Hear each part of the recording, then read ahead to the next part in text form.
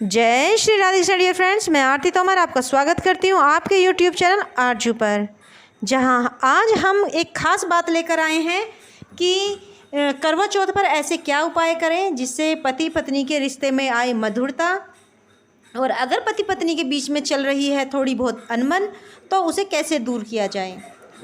तो मैं कुछ सरल उपाय बताऊंगी, उन्हें करने से ही आप खुद इनमें अगर आप इन उपायों को करते हैं तो आप खुद ही चेंज देखेंगे। तो वीडियो शुरू करते हैं। तो सबसे पहले जो एक उपाय मैं ये बताऊंगी, ये दोनों पति पत्नी को मिलकर करना होगा। इसमें क्या होगा कि अब की बार जो हमारी करवा चौथ जो पड़ रही है वह बृहस्पतिवार की पड़ रही है, यानी गुरुवार की पड़ रही है, थर्सडे में। तो इसमें तुम्हें 5 फल लेने होंगे, और जैसे 5 फल आप कोई भी ले सकते हैं। इसमें 5 मिठाई ले सकते हैं, 5 फल, या अगर मिठाई या 5 तरह की ना मिले तो आप 5 लड्डू भी ले सकते हैं बेसन के, उन्हें ले लें और 5 फल ले लें इनको, और गाय को जाकर अपने हाथों से खिलाएं, दोनों ही मिलकर खिलाएं। दूसरा सरल उपाय जो है, करवा चौथ वाले दिन पति पत्नी दोनों आसपास कोई नदी नाले जो भी पड़े उसमें जाके क्या करें कि एक आटे का दिया बना लें, और आटे के दिए में तेल डालें और उस दिए को जला लें। तेल और बाती डाल के उसे जला लें और आटे के दिए को उसमें प्रवाहित कर दें, प्रभावित यानी उसमें जल में प्रवाह कर दें, और उसे पलट कर ना देखें। दोनों पति पत्नी साथ में मिलकर ये काम करें। तीसरा जो उपाय है वह यह है कि जब पत्नी सजें उस टाइम पर अगर अपने पति के हाथों से अगर वो मांग में सिंदूर भरवाती हैं तो इससे पति की लंबी आयु होती है और पति पत्नी के जीवन में मधुरता आती है। तो अगर हो सके तो अपने पति से मांग को भराएं। एक उपाय यह है कि जब आप पूजा करें तो पूजा आप जैसे कि महिलाएं करती हैं वह पूजा आराम से खुद ही महिलाएं कर लें, लेकिन जब चंद्रोदय हो और चंद्रोदय के बाद में जब आप चंद्रमा को अर्घ देने वाले हों उससे पहले आप दूर्वा घास लें और एक बेसन का लड्डू लें, और दोनों पति पत्नी चुपचाप अपने घर के मंदिर में जो गणेश भगवान जी स्थित हैं उन पर चढ़ाएं। उसके बाद में चंद्रमा को अर्घ देने के लिए जाएं, क्योंकि करवा चौथ गणेश भगवान के लिए होता है और गणेश भगवान से प्रार्थना की जाती है अपने सुहाग की लंबी आयु के लिए। तो इसीलिए उस दिन दूर्वा घास अर्पित करने से लंबी आयु, दीर्घ आयु प्राप्त होती है।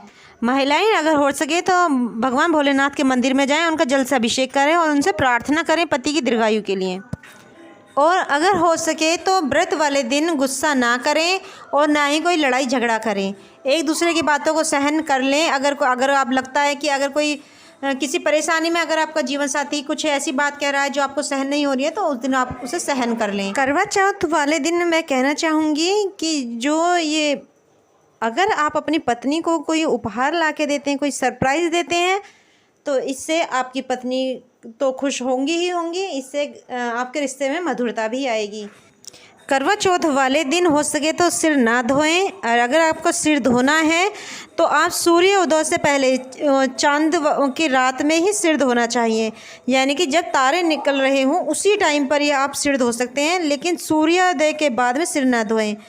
और ध्यान रखें कि जब आप अपनी मांग को भरें तो शुरू से लेकर आखिर तक, यानी पूरी मांग को भरें, केवल दिखावटी रूप से जो आगे लगा लिया जाता है सिंदूर वह ना लगाएं, पूरी मांग को भरें। यह साल में एकमात्र ऐसा त्यौहार होता है जो पति पत्नी के लिए काफ़ी फेमस है। तो अगर हो सके तो मैं भाइयों से भी यही कहना चाहूँगी और मैं सभी से यही कहना चाहूँगी कि यह टाइम, यानी कि साल का एक दिन तो कम से कम अपनी पत्नियों को दें, क्योंकि पत्नियां भी पूरी ये आस लगाती हैं कि उनके पति उनके पास हों जिस टाइम पर वह करवा चौथ का व्रत कर रही हों। तो अगर हो सके, अगर संभव हो, ज़रूरी नहीं है कि आप वहाँ रहो, अपना सारा काम छोड़ के इम्पोर्टेंट काम छोड़ दो, क्योंकि देखो आप भी जो काम कर रहे हैं अपनी फैमिली के लिए ही कर रहे हैं, लेकिन अगर हो सके तो अपनी पत्नी के लिए ये त्यौहार, ये करवा चौथ के समय ज़रूर टाइम दें, इससे रिश्ते में मधुरता आएगी। हो सके तो शाम का खाना, चंद्रोदय का जो खाना होता है वह दोनों साथ में मिलकर खाएं, पर इतना ध्यान रखें कि दोनों का भी एक थाली में खाना ना खाएं और एक दूसरे को झूठन ना खिलाएं, पर अपनी अलग अलग थाली लें, लेकिन एक एक बाइट ज़रूर अपने हाथों से अपने पार्टनर को खिलाएं। दोनों मिलकर अपने बड़ों का आशीर्वाद लें, यानी कि व्रत शुरू करने से पहले और जब आपका व्रत संपन्न हो रहा हो तब भी अपने बड़ों जनों का आशीर्वाद दोनों साथ में मिलकर लें। इससे माता लक्ष्मी और विष्णु भगवान का आशीर्वाद बना रहता है और भगवान श्री गणेश की कृपा भी बनी रहती है। मैं उम्मीद करती हूँ कि आप इन सरल उपायों को करके अपने जीवन में मधुरता बनाए रखेंगे। और अगर आपको मेरी जानकारी पसंद आई है तो वीडियो को लाइक करना, शेयर करना और चैनल को सब्सक्राइब करना ना भूलें। आप सभी को करवा चौथ की हार्दिक शुभकामनाएं। परिवार में मधुरता रहे, रिश्तों में मिठास रहे, इन सभी शुभकामनाओं के साथ जय श्री राधे कृष्ण डियर फ्रेंड्स।